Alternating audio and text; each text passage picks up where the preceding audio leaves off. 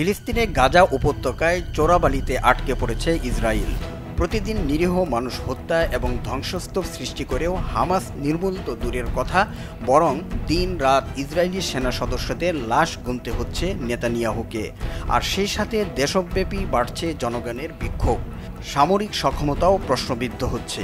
সব মিলে এক মহা অভ্যন্তরীণ সংকটে পড়েছে ইসরায়েল।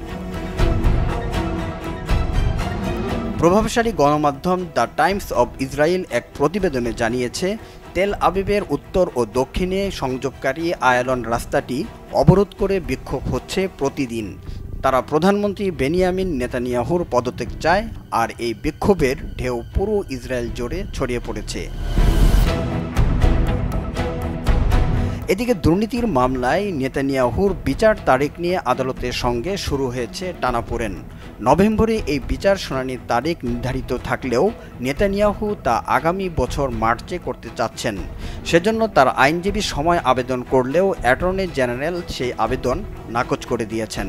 তিনি বলেছেন, নির্ধারিত সময়ই নেতানিয়াহুকে আদালতে হাজির হতে হবে। বিশ্লেষকরা মনে করছেন, দুর্নীতির মামলায় বিচার প্রক্রিয়ার জন্যই তিনি গাজায় যুদ্ধবিরতিতে রাজি হচ্ছেন না। এদিকে ইসরায়েলি সেনাবাহিনীর রেডিও জানিয়েছে, দেশটির বিরোধী দলের প্রধান ইয়াইর লেপিদ স্বীকার করেছেন তাদের দীর্ঘমেয়াদী দীর্ঘমেয়াদী যুদ্ধে ভেঙে পড়েছে। ইসরায়েল সবসময় দীর্ঘ যুদ্ধের বিরুদ্ধে ছিল, কারণ সেনাবাহিনী রিজার্ভ সৈন্যের উপর নির্ভরশীল। এই ধরনের দীর্ঘ যুদ্ধের জন্য তারা প্রস্তুত ছিল না। ইসরায়েলি টেলিভিশন চ্যানেল 12 এক প্রতিবেদনে জানিয়েছে, ইহুদি বসতি স্থাপনকারীরা 18 জন মন্ত্রী এবং সংসদ সদস্যের বাড়ির সামনে বিক্ষোভ করেছে। বিক্ষোভকারীরা প্রধানমন্ত্রী বেনিয়ামিন নেতানিয়াহুর মন্ত্রিসভার পতন এবং ফিলিস্তিনি প্রতিরোধ যোদ্ধাদের সাথে যুদ্ধবিরতি সহ বন্দি বিনিময় চুক্তি স্বাক্ষরের দাবি জানিয়ে আসছে।